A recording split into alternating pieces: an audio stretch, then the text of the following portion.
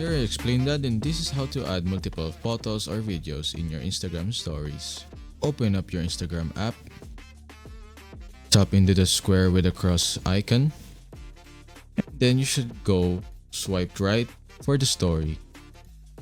After that, you should go into your gallery at the bottom left and go find whatever content that you want to add into your story.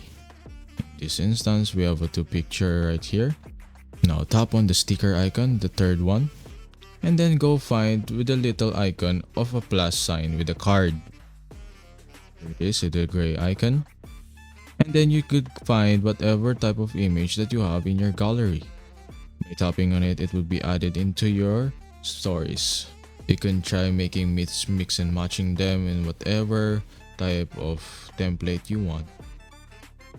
And there you go. Congratulations! You've successfully added 2 or more pictures into your Instagram stories as a part of your daily social media account. And that should be it. Your posted story should now contain your posted pictures or videos as well.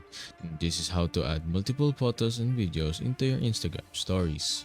And here in Explain That, we got you covered. Don't forget to hit the thumbs up, subscribe to our channel, and hitting the notification bell.